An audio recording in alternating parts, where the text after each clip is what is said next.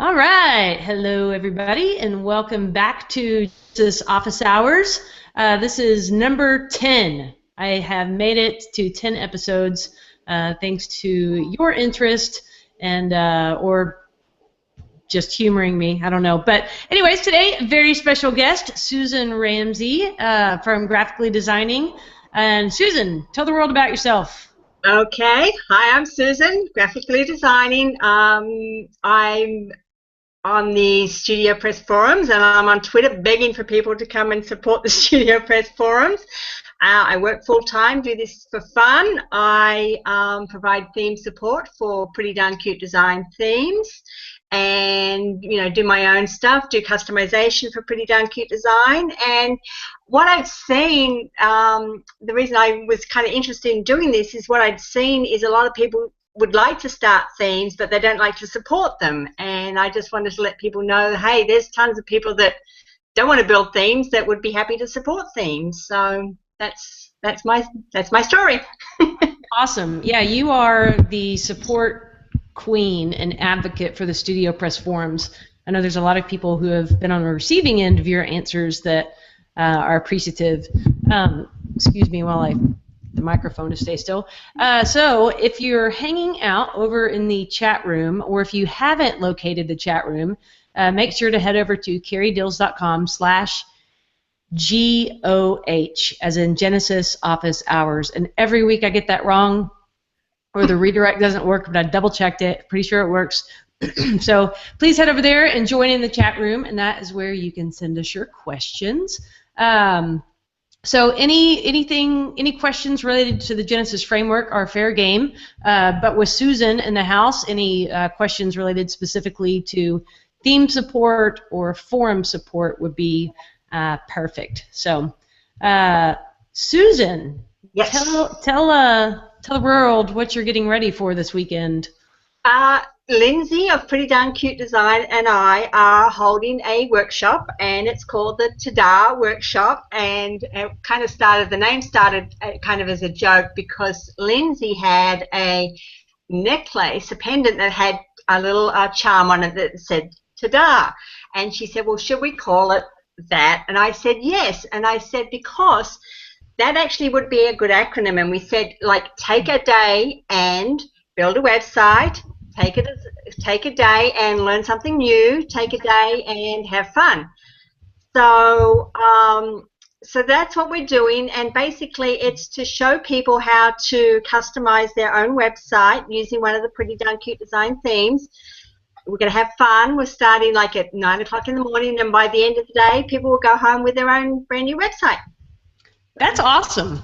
And I'm hoping to party crash a little bit. We'll see if I finish my chores on Saturday in time to join everybody up there. You can do one Sunday. But I love that idea of having an in-person, or excuse me, a live workshop to go through, work with a couple of specific themes, and then leave with a completed product. I think that is a bargain and really cool opportunity. So I'm hoping to see what you and Lindsay are doing with the Ta-Da workshop happen more. Yeah, I know, and we've got a lot of people. Obviously, Lindsay has a lot of people in her Facebook group, and a lot of people have said, well, when you come into my city, or is it available online? And so the idea is, if this does well, we'd like to take it to other cities and definitely do something online, because it's for people who want to do a little bit with their website, but aren't ready for like a fully custom website, but don't feel comfortable just buying a theme and just figuring it out themselves. So I think it's a nice opportunity, and people will get to meet Lindsay and ask all the kind of questions that you want to ask. So yeah, it'll be fun. Are there still spots open if anybody wanted to register? We are fully booked out. Booked out. Okay, that was a question over in the chat room. And sorry, the microphone just keeps going.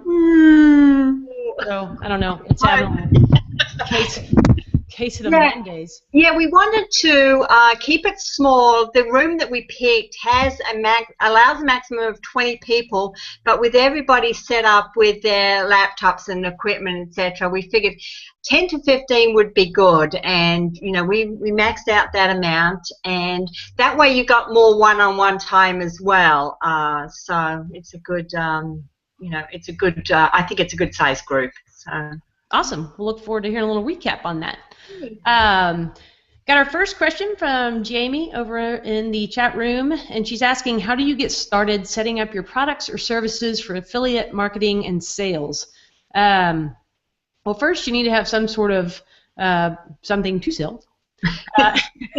And then from there are various affiliate programs. Some are kind of two options you can take. One is to use a plugin and run your affiliate program through your WordPress site, and that would be Pippin's Plugins released a great a plugin called, I think, Affiliates WP a few weeks ago.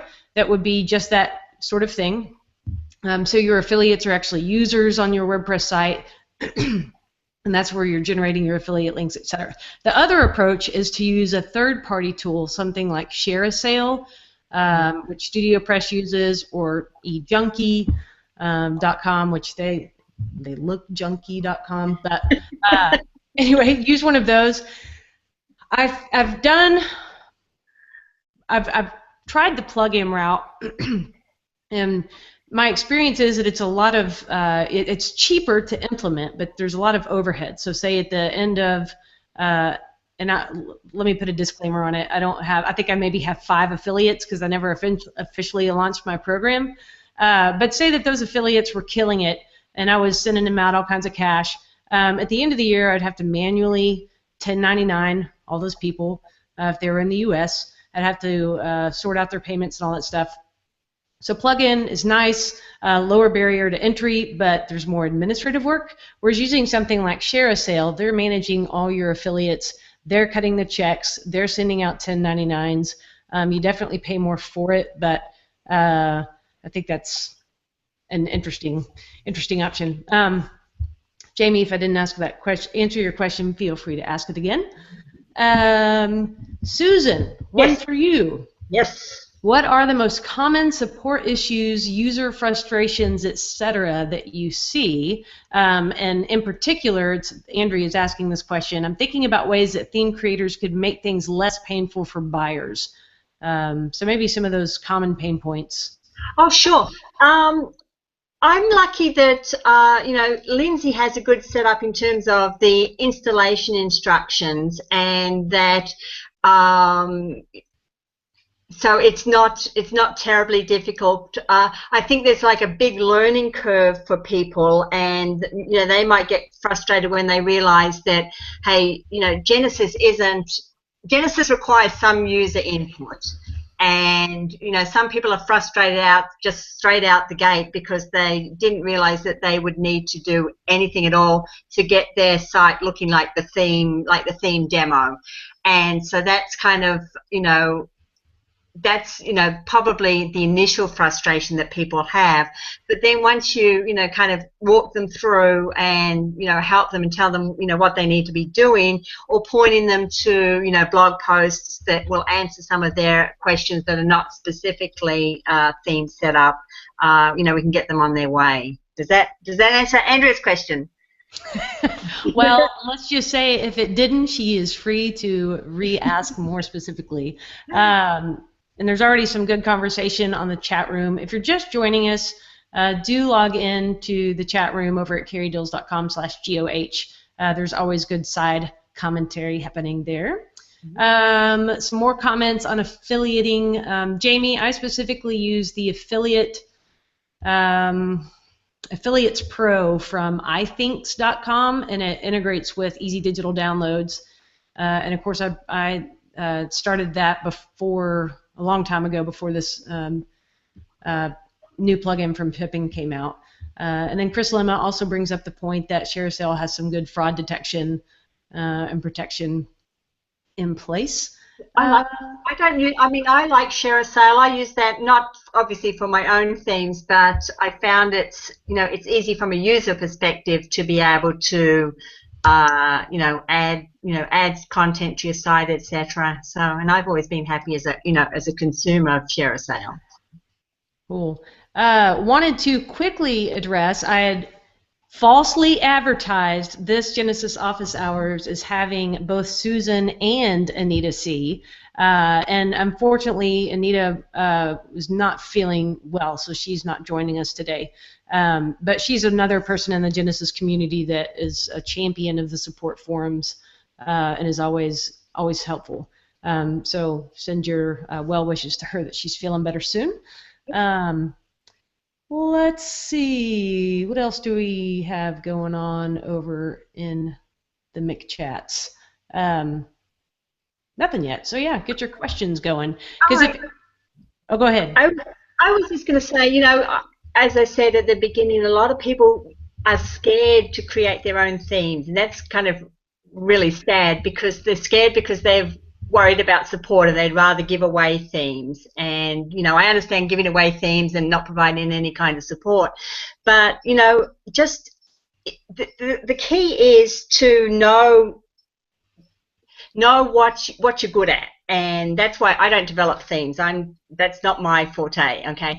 But I provide support, and it's beneficial. It's a beneficial relationship with the theme developer, because it frees up the theme developer to work on creating more themes without having to worry about spending an hour or 2 hours a day answering the support questions. And it's also a way to not only generate sales for your own themes, but other things such as theme customization. Lindsay has a service where she offers theme customization, and basically someone signs up, they sign up for the customization. I take care of it. I do all the theme customizations. Lindsay gets a percentage. I get a percentage. It's a win-win situation. So it's a way to develop your own business, not only just with the themes, but with able to sell other services as well. So if you've ever thought about doing your own themes, then don't hold back. There are plenty of people out there, because I talk to people who love providing support. There's plenty of people out there that would love to have some kind of gig where they can provide theme support and have an opportunity to do quick theme customizations. What if there was a business that existed that connected theme or plugin developers with these people that you're talking about are willing to provide support? And kind of marry those two together. And what if you started it and ran it and vetted the support personnel? That's actually a good idea, because a couple of months back I actually had I signed up for Brian Gardner's charity when he had a charity giveaway, and you sign up and you get time with Brian to kind of ask questions. And I asked Brian, what are your thoughts on where I should go, for example, with what I'm looking to do. And he said you've got to know your skill set. And he thought that providing theme support and being able to have build a business from there, where I can make recommendations to people and provide them with the resources, and the theme developers are not dealing with a bunch of different people. They're not having to search for people. That building a business where you're a support company, that's that's a good way to go. And that's something that I've been kind of working towards. Just been busy with other stuff. My husband actually recently got out of working full time so he could concentrate on his photography business, and also learn a little bit about Genesis, etc. Because he's been encouraged by seeing what I've been able to do, and so that's something that we're working towards. So definitely, I would be happy to field questions or generate contacts, etc. So yeah, good business opportunity. Well, yeah, not to put you on the spot too much, but I know that people would be willing that would be an invaluable service, and if you could find the right model, right. to make sure that people were paid fairly and tickets were answered quickly. And I mean, to make it a win-win for all the parties involved, I think you could hit on a little gold mine there. Right. Andrea Rennick is asking, she wants to know a couple things. One, how you got in your start with WordPress, and secondly, about that sewing machine in the background. Okay, how I got my start with WordPress. I had a crafting blog on Blogger, yes, for 8 years, and I had been, seen some blogs out there, got into reading blogs, and a lot of blogs that I actually loved were created by a lovely lady by the name of Darcy, who owned Graphically Designing. But by the time I decided I was ready to move to WordPress, she'd actually moved out of the design business. But seeing her sites built on WordPress kind of got me interested in creating my own site on WordPress. So I bought the Genesis framework, and I bought Lindsay's modern blogger theme. Created my site on WordPress, and promptly stopped blogging because I got so hooked on actually the behind the scenes part about customizing my site. And then right about that time is when StudioPress moved from the model of the support forum to the help desk with the community forum, and I got kind of hooked on helping out there on the StudioPress forums. And then Lindsay was looking for someone to provide theme support for her, and she asked me was I interested in doing it and wanted to know what I charged. And I said, I do this for fun, and if you paid me, it would be an obligation. I'd feel obliged to do something. So for a while, I actually did theme support for Lindsay and Lauren of Restored 316, and the Pixelista. At that time, it was 8 Crazy Designs. And then Lindsay said, why don't we, would you be interested in working exclusively with me, and we'll build the business? And that's when I started working exclusively with Lindsay, and I had to say goodbye to the others. And then the sewing machine, yes, this is, there's mine, can you see my sewing machine? I used to sew quite a bit, and I don't sew as often as I used to, but I love quilting fabrics and just love playing with fabrics, and this was my stitching room, but I don't stitch much anymore. Yeah, that's how I got into it. Well, there you have it. Well, Andrea's story, when I had her on a few weeks ago, was talking about getting started in the WordPress.org forums. And in case you missed, go back and listen to that interview because it was fantastic. But I love seeing people starting in the forums as a way to launch a career in WordPress. And it sounds kind of crazy, but even in terms of building a reputation in the Genesis community, that's how I started as well. So even though it's volunteer work, there is good payback and recognition for that, even if it's not in the form of a specific paycheck. Right. Let's pop over to the chat room. Lots of crazy good discussion going on. Susan, everyone loves your accent. Australian. A question on a favorite support application such as Zendesk or Help Scout, etc. I use Help Scout for the winning agent theme, and once there's more than one person managing support tickets, it's so nice to have a system like that can, it basically helps make sure that tickets don't fall through the cracks. So I'm +1 for Help Scout. I don't have experience with Zendesk. Susan, what about you? I've actually had experience with both. Lindsay initially started out with Zendesk, and then 8 Crazy Designs was on Help Scout.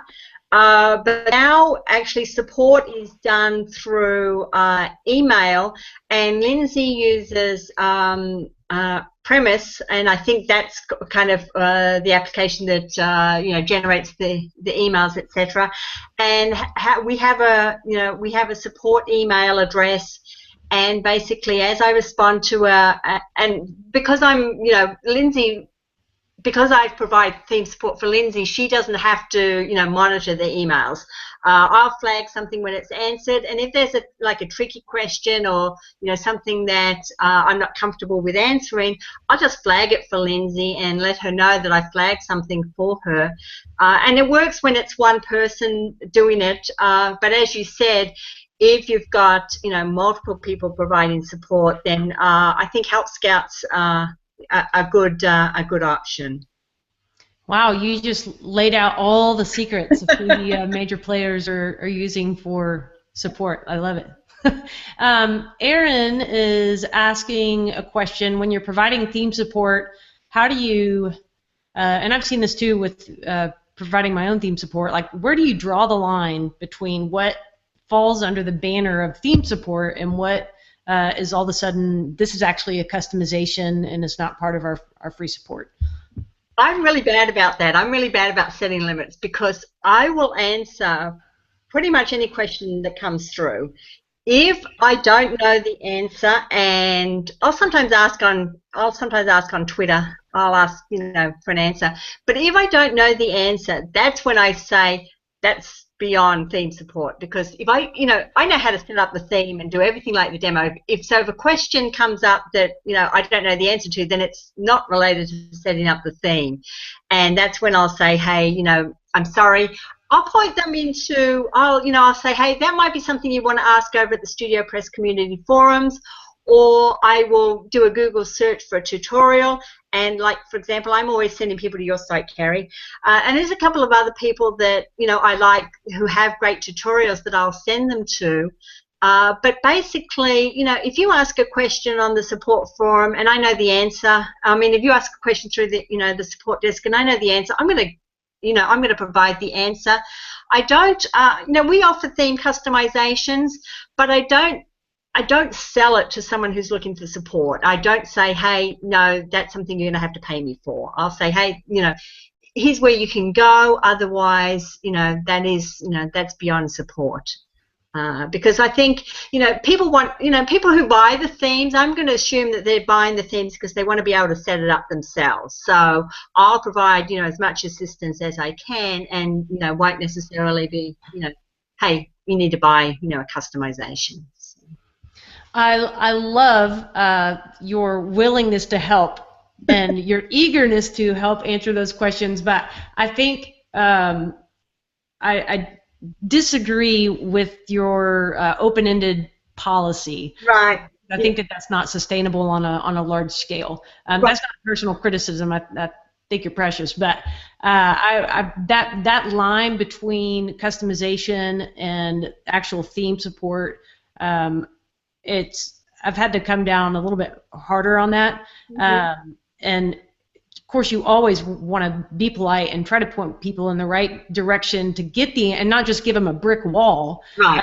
But I do say that this is beyond the scope of theme support. Here are some other options for you, right, and go from there. But right, and that is key, especially if someone who is just starting out selling themes and they're trying to juggle both, is that you don't have the time to answer anything beyond really basic theme setup, and there is never an expectation that that's what you're going to get.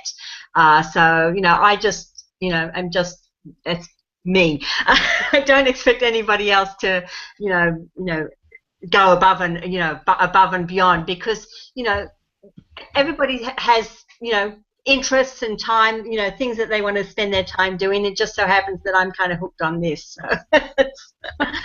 I can testify, because we were at WordCamp Austin, and Susan, we were in sessions, and she was over there. Every time I saw her doing this on her phone, I knew she was in the support forum answering questions. And I'm like, Susan, you're at WordCamp. No, I'm bad. But I get up, because I work full time, so I get up between 5 and 6 in the morning, and I'll answer support questions before I go to work, and then I'll come home and I'll answer support questions, and it's good that I have obviously a husband and a son. My son is 14, and he'd rather be playing video games anyway, but it's my hobby. So, and the fact that I get paid to do it, that's even better. Nice. We've got a question from Patty in talking about getting started with Genesis theming. You know, page templates versus functions.php and how does all that work? And there's a couple of approaches. You can do a ton of customizations from directly within functions.php using filters and actions and some conditional statements. I kind of use my guide is if I can write just a few lines of code in functions.php and get a particular page to display or not display something that I want it to, like say remove the post meta or add in a featured image or whatever, then I'll do that in functions.php.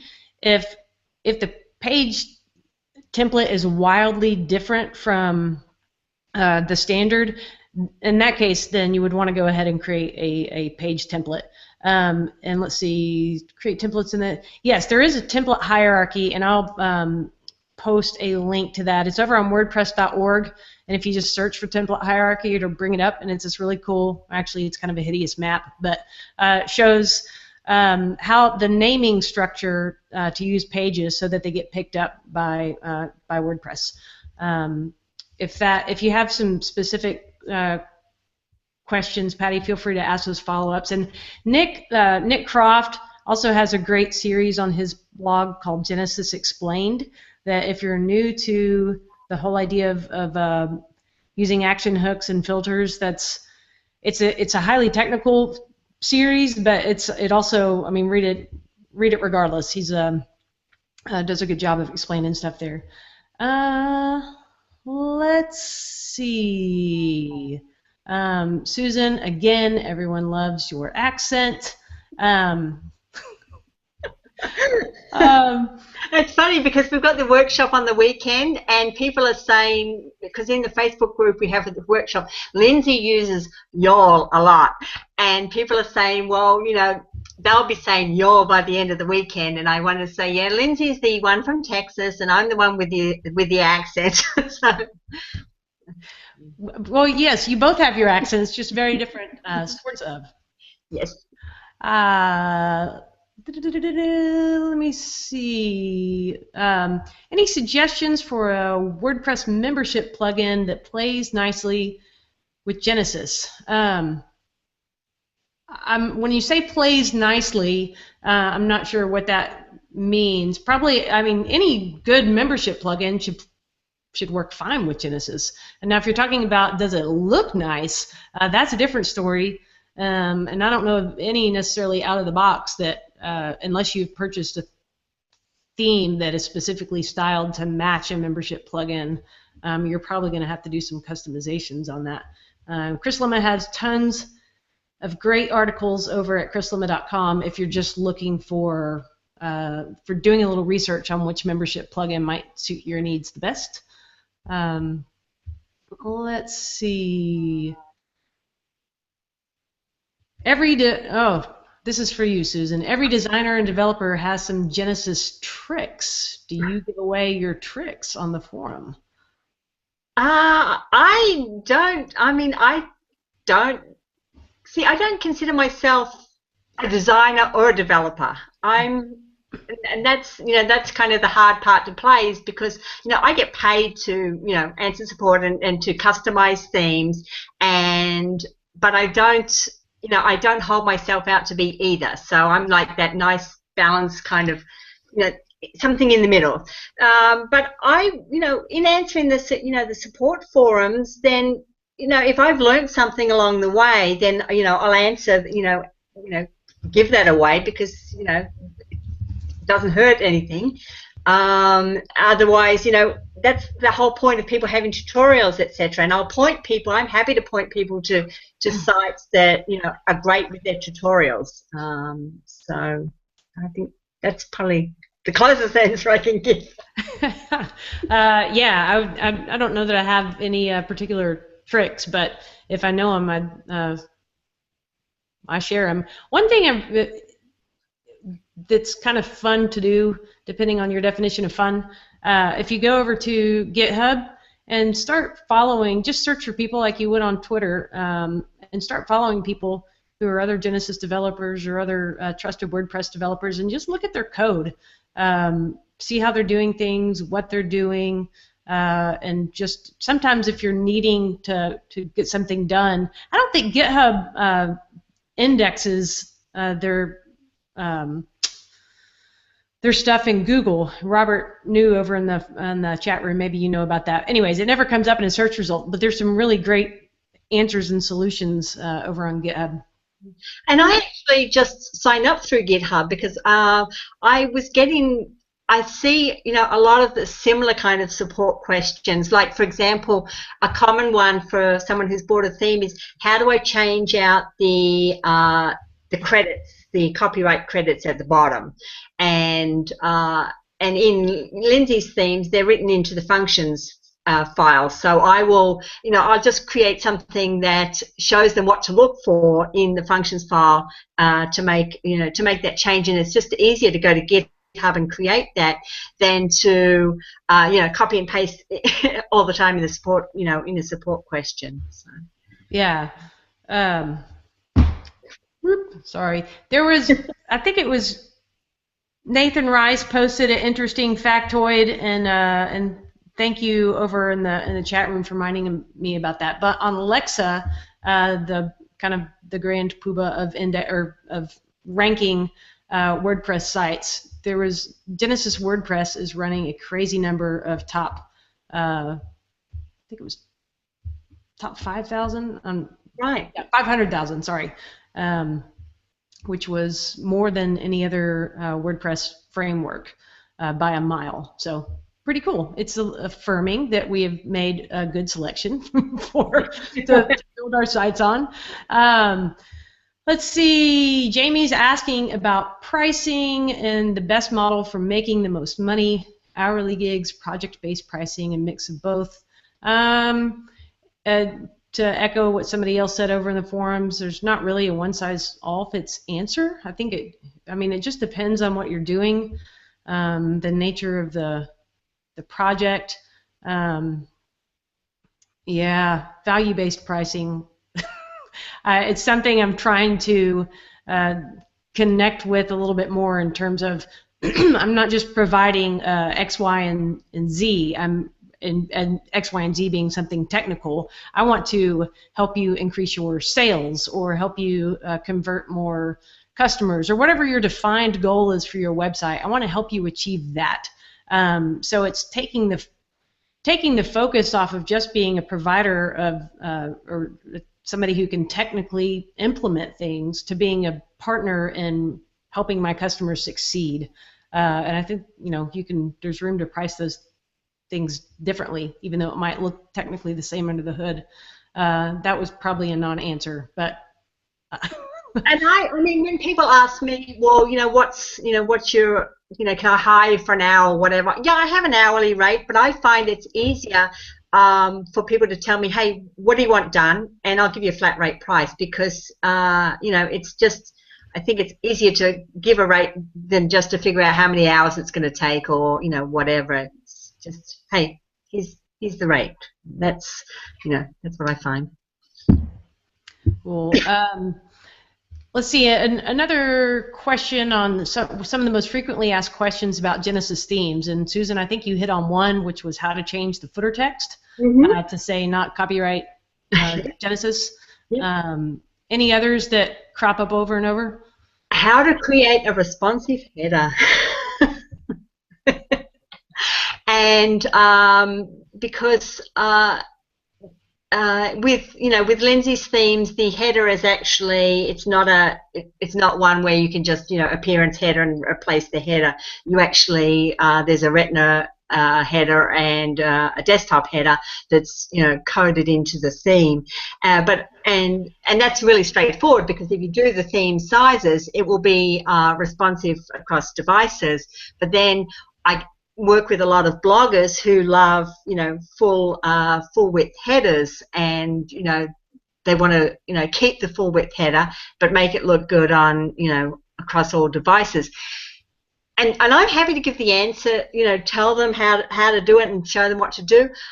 But I think the pitfall with doing that is that device sizes are going to keep changing. There's going to be, people are going to keep coming out with new device sizes. Like, for example, the iPhone 4 is a different landscape size than the iPhone 5. And are you going to keep adjusting your code to accommodate all those, device sizes? So I think I tend to say, well, this will look good. If we do this, it'll look good on a desktop, a Retina, MacBook, your iPad, and an iPhone. But if you try to anticipate what all device sizes are, then you're going to run into issues. So that's why I like having just basically the logo size, headers. It's much easier to code for.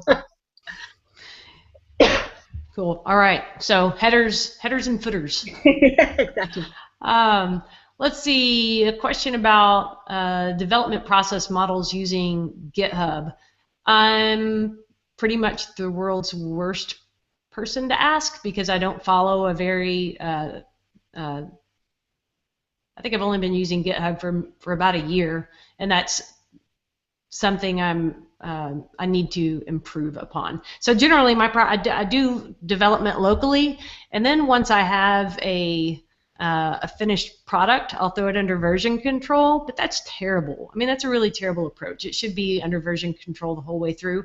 And you can use, you can be syncing that with what you're doing locally with GitHub throughout the whole process, or just doing that locally and then pushing publicly to GitHub at the end. But I'll post some links. I've read some really great articles lately about some other models that other developers use that are much cleaner than mine. Susan, what would be your tips for hiring help to support themes? So if I needed to go hire somebody, what are the questions I should be asking them? Okay, you want to make sure that they're going to be understand that it's a daily commitment. It's not it's not a full-time job, but there is a commitment daily.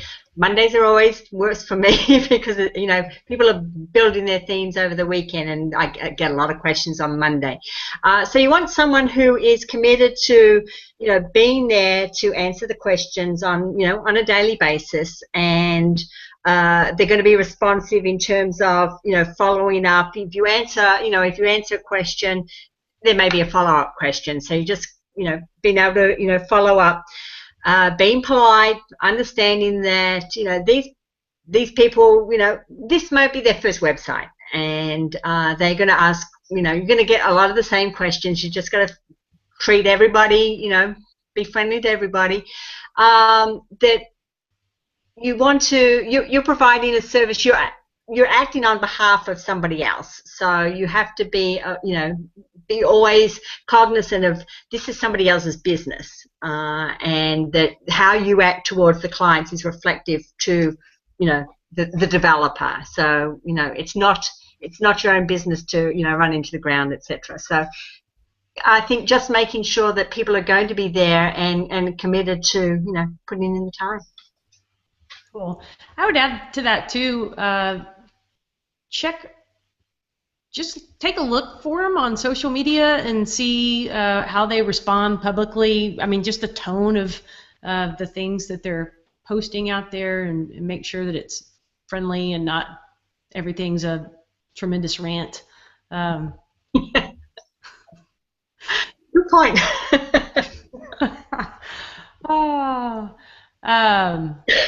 Let's see. Everyone can identify with the responsive header expectations over, or people having those expectations over in the chat room. And just a little slightly past the midpoint, hello, and thanks to all you guys for the great conversation in the chat rooms. I will add some links and show notes up here within the next couple of days. Let's see, so if you have more questions, bring them on in. PHP Spanglish. Movie. Yeah. Okay. So some discussion on if you want to get into customizing themes.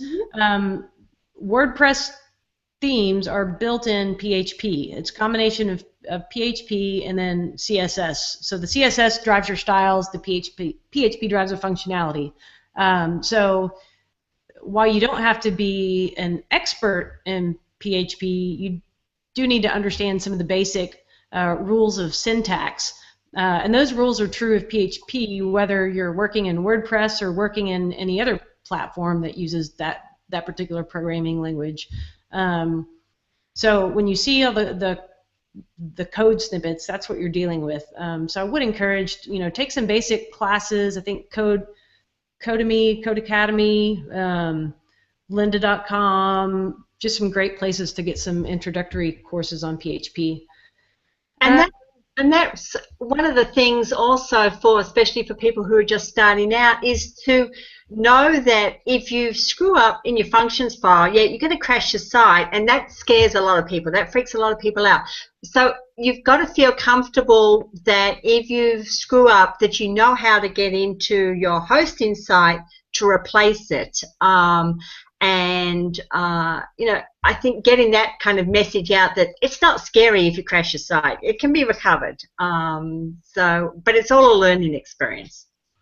Yes. And I wrote a post on that a while back about editing your WordPress site, kind of the things to be aware of. And Susan, you hit on the most important one, which was to have your FTP information handy. So before you ever go to edit your functions.php file, learn to log into your site with FTP client, so that if something does go horribly awry, you can reverse it. Let's see, someone asking about the best way to go about finding a job as a theme support and customization services, which goes right along with what we've been talking about. And send me an email. What's that? I said, send me an email. I know someone who's hiring. There you go. Send Susan a shout out on Twitter or via email. I would say too, is be active on the either WordPress.org or StudioPress forums to be showing off your knowledge and what your customer support style is. Right. I mean, because someone's going to want to know. They may know you from Twitter, or they may visit your website, etc. But if you're not actually out there providing free volunteer support, then you're not showing your support work, and that's your reference basically. So if you're interested in providing support, then get out there and volunteer, and get your name known, and it'll come. Plus one that, or Ginger says you can just stalk the theme developer on Twitter. Was that what Ginger did? She did, and Ginger's my little hidden jewel. I wasn't going to tell you all about Ginger because I don't want anybody else to go hiring her, but she handles support for the Winning Agent theme, and is a absolute rock star. So you can do what she did and stalk people on Twitter. All right for that. Cheryl, thank you for your note about getting more comfortable with Genesis Office Hours. After 10 episodes, I've learned to work the microphone and do the. I don't know. I'm having fun. This is. Invited back, I'm getting a microphone. What's that? If I'm ever invited back, I'm getting a microphone. Well, yeah, you actually sound better. You've gotten. I don't know if you're sitting closer or whatnot, but it sounded good. I'm at my laptop, and the microphone is built into the monitor thing here. The monitor. We've got Stacy asking for referrals. She's looking for a designer that she can partner with who'll do PSD layouts for clients needing a custom design. And then Stacy, I'm presuming that means you'll take the design and theme it out. If that's not what you meant, post it again. But if you're a designer looking for some work, give a shout to Stacy over in the chat room. Let's. I like Twitter as well. If someone, for example, posts on the StudioPress forums and it's more than just a support question, like if they're looking to hire somebody, if someone responds on the forum to that kind of question, you're not going to get a lot of people that will then go ahead and respond after that, because basically most of the time the forum works with people looking for unanswered posts. So if you're hiring someone, you may get someone, you know, who responds. You're going to get more response, for example, if for that type of, you know, question, go onto Twitter and just use the Genesis WP hashtag, and you'll get more interest. Yes, it'll. A lot of people monitor, have a column set up to monitor that specific hashtag. So if you tweet using hashtag Genesis WordPress or Genesis WP, more people will see it. Let's see, Susan, how do you determine your price? Some themes get more questions than others. So do you work on a like a per question or just a time block, or how does that work? I work on a flat rate. Lindsay and I came up with a flat rate fee, and when she introduced a couple more themes, when HTML5 and Genesis 2 came out, then, you know, the rate went up. And that's why I think that's a good model for me, because it's not based on a per question basis. Because if it was a per question basis, then I might be inclined to, you know, cut off people and say, no, that's not a support question. So it's a flat rate. So it's a, you know, we know, Lindsay knows up front what, you know, what her financial obligation is, and I know what, you know, up front what my, you know, expectations are. So we're a flat rate model.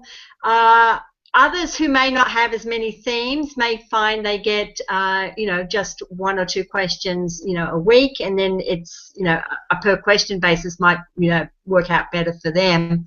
But in that case, if someone's only answering a couple of questions, then I think you really need to, you know, promote something like theme customizations to keep your support person interested in continuing to work with you, because there'll be opportunities for other income through the customizations, for example. Okay, makes good sense. Let's see, we've got a little over 10 minutes left here, so if you've got questions that you would love to hear Susan answer in her Australian accent, get those over. Let's see, popping over to, if I've missed a question, feel free to repost it again. Susan, are you seeing, you've gotten the forums really over the past month down under that like dozen mark? Yeah, it got all the way down to 0, and then I think I looked today and it was maybe only like 5. Yeah, and here's the thing is that I'm not a support guru. I know what questions I can answer, and I just don't like seeing unanswered questions when I know that there's people out there who can answer it. So what I'll do is, you know, if there's a question that I don't know, you know, the answer to, and it's been languishing there, then I'll post on Twitter and say, hey, can somebody take a look at this? Also, if someone hasn't had their question answered for a while, I'll just pop in and say, hey, do you still need, you know, even if I don't know the answer, nobody else has responded to them. So it's not, I don't think it's hurting anybody to pop in and say, you know, did you get a solution? If you didn't get a solution, then let me see if I can find a solution. And if you did get a solution, then everybody's happy. Let's close this, you know, let's close this ticket. So it's not by any means, you know, getting in there and answering 600 questions. It's just getting in there and seeing if people still need help, and, you know, finding someone who can come in and help them. So. Well, a question, do you have an archive at the ready with answers that you get all the time, basically your FAQs? I started to actually create some, you know, some blog posts, and I take a lot of screen snapshots and hold it in my media library. And the good thing about, for example, having the, you know, the email support is that I can do a search and find, you know, where I've answered that question before, and just, you know, give them the answer. But that's one of the things that I want to do, you know, when I get time, is to come up with the most commonly asked questions, you know, for a theme. You've got to weigh though that theme support is provided for people who've bought the theme, and Lindsay's paying me to provide support to people who've given her income, and so it's you don't want to be putting too much out on your blog, because then you're providing theme support for free and without knowing if people have legitimately purchased the theme or something like that, because that's an issue that I know some developers are having, is that there are websites out there that are giving away themes for free, and then sending people to the support desk to get their questions answered, and that's not fair. So mostly it's just a matter of keeping the answers that I know. I've got them in my email, and a few frequently asked questions. Cool. Good point about only providing support to those who have legitimately purchased the theme. And when you start seeing some of those sites crop up where you can buy every Genesis theme for $5 or giving them away just for free, that's kind of infuriating. But yeah, you gotta watch out for that. And going back to the earlier comments about help desk, and I'm sure Zendesk does it too, but you can actually create not really canned responses, but you can save snippets so that if there's a question that you're frequently answering, you don't even have to do the search and copy paste. It's just right there. You can insert some pre-formatted responses. Let's see. Susan, do you want forum users on the StudioPress forums to mark their threads resolved? Yes. Yeah, because it helps somebody else who's maybe looking for an answer to know that someone who had a similar question got their issue resolved. And I would love that if people got a resolution and it wasn't on the forum, it would be great if they came back and added something, say, hey, I got it resolved and here's how I did it. And that way they're giving back to the community. They may not be answering questions for other people, but they're letting other people know how their own issue was resolved. So the next person who comes along can find that resolution. Otherwise, what I see sometimes is that people come in and saying, hey, you got a solution. What was the solution? And this is a community forum. It's not 10 people answering questions. It's if you have the time to go in and ask a question, you're learning along the way. And I'm sure there's and I know you've said this, Carrie, you'll know something more than the next person. Come in and answer a question, So.